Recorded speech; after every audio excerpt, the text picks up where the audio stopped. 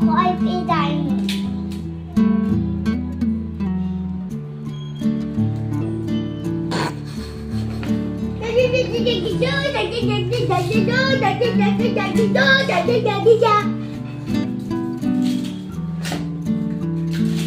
এই হাতে লাগবে।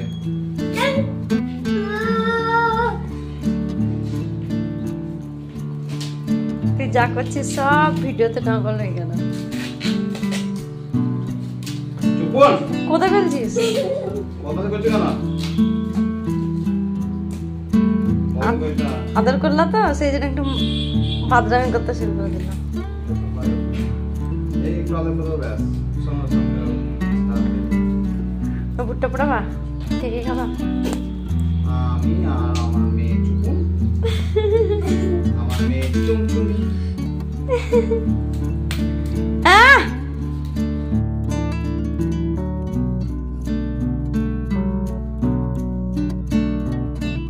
দেখো আমার ভাই ঘুমাচ্ছে, এখানে আমার ভাই দেখো ঘুমাচ্ছে।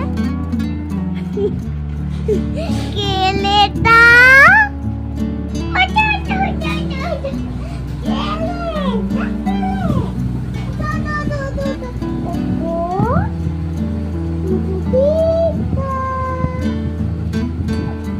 কিছু করবে না, চলো।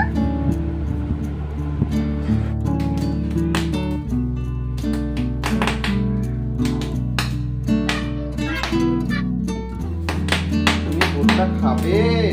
হ্যাঁ খাবো। তো কি লেবু মাখিয়ে দিবে? লেবু মাখিয়ে দিবে তবেই খেতে ভালো লাগে। আমার মেয়ে চুমচুমি ভুট্টা খাবে এক্ষুনি। নমস্কার, আরজিটিআর ডায়েরিতে আপনাদের স্বাগত জানাই। বড়দের প্রণাম আর ছোটদের অনেক অনেক ভালোবাসা জানিয়ে শুরু করছি আমার এই দিনটা। তবে দিনটা নয়, এটা হচ্ছে আমার এই সন্ধ্যাবেলাটা, ঠিক আছে? তো আপনারা সাথে থাকুন, আশা করি ভালো লাগবে। তো আজকের দিনটা, আজকে চড়ক পুজো, তো আপনাদেরকে সাথে নিয়েই আমিও চড়ক দেখতে যাব। সবটা খেতে পারবে না, হাফ করে দাও।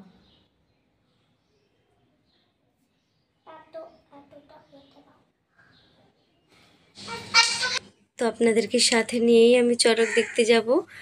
আর সেই কারণে ভাবছি কি চড়ক দেখে কখন আসবো না আসবো, সেই জন্য সন্ধ্যাবেলা, মানে সন্ধ্যা এখনও পুরোপুরি হয়নি, সেই জন্য আমি একটুখানি রুটি করে নেব।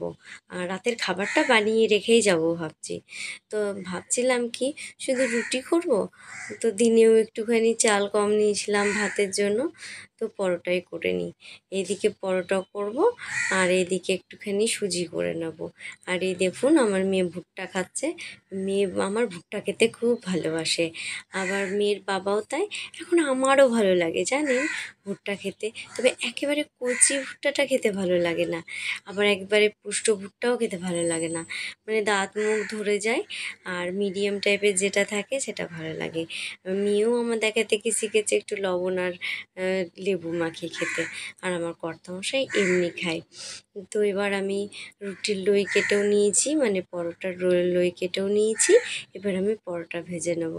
তো ভাবলাম না, যদিও বা হচ্ছে কি এই যে আটাটা মাখি, তো মাখার পরে না ওই হাতে দেখি অনেকে রুটিটা ভেজে নেয়, কিন্তু আমার না একটু তো যাই হোক, আমি একটু আটাটাকে ঢেকে রাখলাম। আর এইদিকে একটু সুজি ছিল, পুরো 1 প্যাকেট না, 1 প্যাকেটেরও একটু কম ছিল, মানে অনেকটাই কম ছিল। এটা আমি ঘি দিয়ে ভেজে নেব। তো ঘিটা আমি কদিন আগেই করে রেখেছিলাম, তো ঘিয়ের কৌটোটা আর জায়গা নেই, তো বাটিতেই রাখা ছিল। তো ঘি দিয়ে সুজিটাকে ভেজে নিলাম। এই সুজিটা একটু যখন ব্রাউন ব্রাউন হয়ে যাবে, তখন আমি ইয়ে দিয়ে দেবো, দুধটা দিয়ে দেবো। তো এখানে একটু এলাচ আর একটু তেজপাতা দিয়ে দিয়েছি সুজির মধ্যে। আর এই দেখুন আমি দুধ দিয়ে দিলাম। দুধটা দিলে হয় কি সুজিটা না ঝরঝরে হয় না। এটাই যদি আমি জল দিয়ে রান্না করতাম তাহলে ঝরঝরে হয়ে যেত, মানে কড়া করে ভাজা তো। তারপরে আমি চিনি দিয়ে দিলাম। এবার হচ্ছে দেখুন আমার চিনির মধ্যে না কয়েকটা কালো পিঁপড়ে ঢুকেছে মনে হচ্ছে, তো ওদেরকে আমি ফেলেও দিলাম, নইলে একটু কষ্ট তো লাগেই, তাই না? তো যাই হোক, আমার এদিকে সুজি রান্নাও হয়ে গেল। এবার আমি সুজিটাকে নামিয়ে নেব। আর দেখুন আমার সুজিটা কিন্তু ঝরঝরে হয়নি। আমি দেখেছি এটা, যতই আমি ভালো করে সুজিটাকে ভাজি, দুধ দিয়ে রান্না করলে ঝরঝরে হয় না, কিন্তু খেতে স্বাদ হয়। আর যদি জল দিয়ে রান্না করি তাহলে আবার ঝরঝরে হয়ে যায়। দু রকমই ভালো লাগে, দুধের স্বাদ দুধে আর জলের স্বাদ জলে, তাই না? তো যাই হোক, এবার আমার সুজিটা হয়ে গেছে, ওটাকে একটু সমান করে নিচ্ছি, তারপরে আবার পরোটাটা ভেজে নেব। তো ভাবলাম আমার আধ ঘন্টার মধ্যে হয়ে যাবে মনে হয়, কিন্তু হলো না। প্রায় 1 ঘন্টা, সোয়া ঘন্টা সময় লেগে গেল এইটুকু কাজ করতে। তো যাই হোক, তারপরে কড়াইটাকে আমি একটু ভালো করে ধুয়ে নিলাম, আর এইদিকে আমি একটু পরোটাটা ভেজে নিই।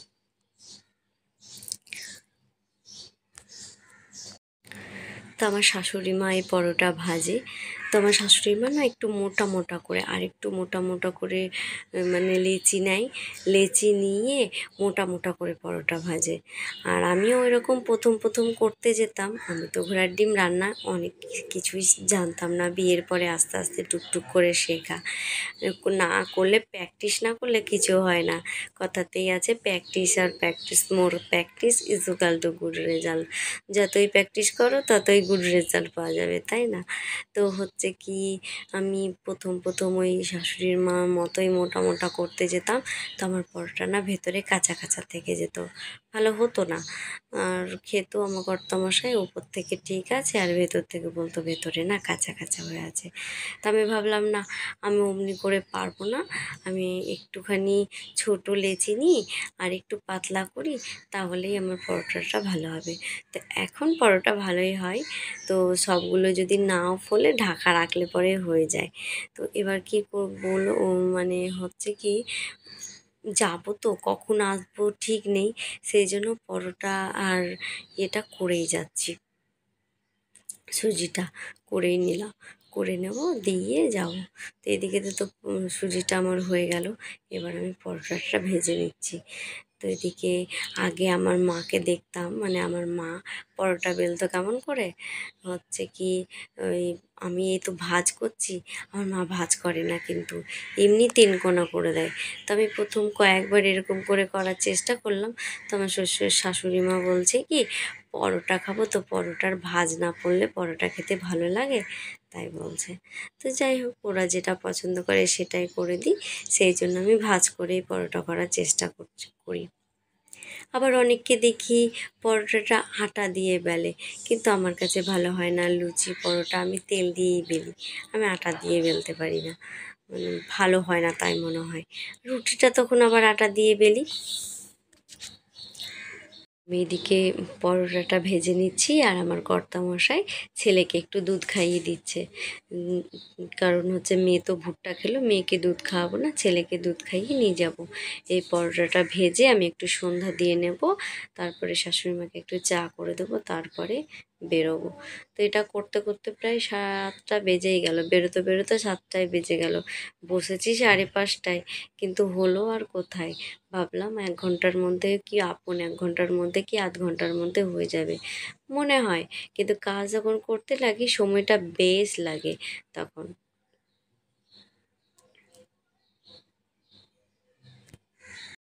আমার এদিকে তেলটাও কম ছিল। তো আমার মেয়েকে জিজ্ঞেস করেছিলাম তুই কী খাবি, ও আবার লুচি খেতে বেশি ভালোবাসে, বলছে লুচি খাবো। তো আমি বললাম প্রচুর গরম পড়ছে, এই গরমের মধ্যে আর বেশি তেল দিয়েই খেতে হবে না, একটু অল্প অল্প তেল দিয়ে পরোটাটা ভেজে দেবো, খাবি। তো আমার মনে হচ্ছিলো যে অল্প তেল আছে, এটাই কি পরোটাটা ভাজা হবে, তাই ভাবলাম। তো দেখছি হয়েই গেল, মানে তেলে আর পরোটাতে একদম সেম সেম হয়ে গেল। আর একটু যদিও বেশি করে তেল লাগতো, মানে আমাদের বাড়িতে পরোটা মানে একটু বেশি করেই তেল দেয়। অনেকে আছে না, পরোটা মানে একটু অল্প তেল দিয়ে দিয়ে ভাজবে, আমাদের তা না। আমার শাশুড়ি মেয়েকেও দেখেছি পরোটা মানে সেই লুচির মতোই ছাঁকা তেলে ভেজে তোলে। এবার ওটা আমাকে দেখে আমাকেও তাই করতে হয়, কিন্তু আজকে আমি একটু অল্প অল্প করেই করেছি। আর এই দেখুন কাবলি ছোলাটাও গরম করে নেব। এবার রেডি হয়ে বেরোনোর পালা, চলুন যাই ঘুরে আসি।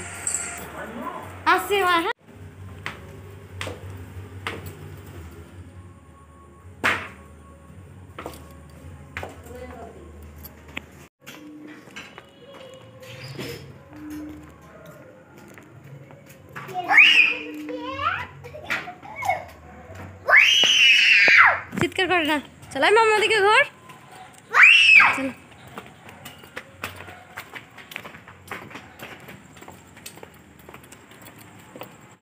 আম গাছ। চল। আম কই? দেখা যাচ্ছে না। এই দুজনে যতক্ষণ মেন রাস্তায় না এলো ততক্ষণ এই লাফাতে লাফাতে আসবে। এমনি সময় তো তাই যখনই বেরোই তখনই এরমই করে, যতক্ষণ মেন রাস্তায় না আসি ততক্ষণ লাফাতে শুরু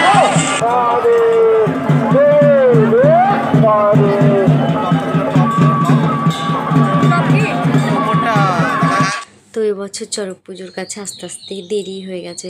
এখানে পৌঁছতে পৌঁছতে 7:30 বেজে গেল। তো একটু পাঁচ ফল ফুল দিলাম, তো ভাবছিলাম হয়তো শুরু হয়ে যাবে, তো দেখছি আরো জোরে জোরে ঘোরাও আমাদের সন্ন্যাসীরা বলছে।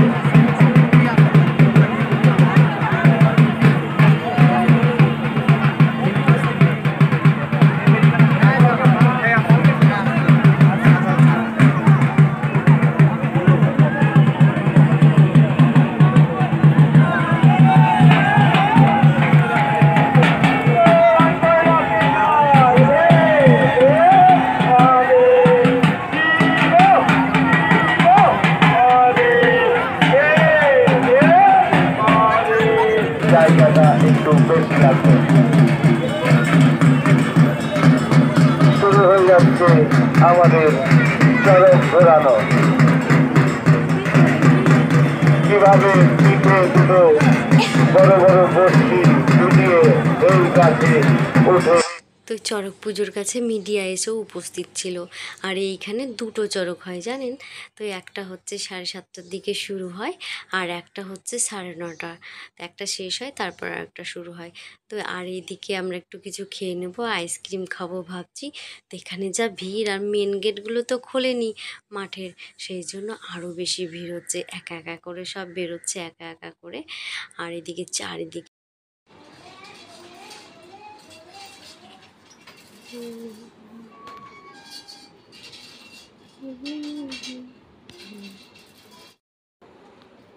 কি করছো সাজুগুজি করে? সাইকেল চালাচ্ছি। সাইকেল চালাচ্ছ? তো ঘরের মধ্যে টুপি পরে চশমা পরে অস্বস্তি করছে না তোমার? চালাতে ভালো লাগছে? দেখতে পাবো না যে তখন কি হবে? কি? দেখতে পাবো না যে পড়ে যাওয়া যে। করবো না। তো বাড়ি পৌঁছতে পৌঁছতে 9:30 প্রায় বেজেই গেল। তো চলুন যাই, ছেলে মেয়েকেও ফ্রেশ করে দিয়েছি, নিজেরাও ফ্রেশ হয়ে গেছি। এবার একটু খাওয়া যাক, খেয়ে দিয়ে আবার ঘুমোতে হবে। অতটা পথ গেছি, ওখানে ছিলাম, শরীরটা বড্ড ক্লান্তি হয়ে গেছে। তো আজকের মতো এখানেই, আপনারা সুস্থ থেকেন, ভালো থেকেন।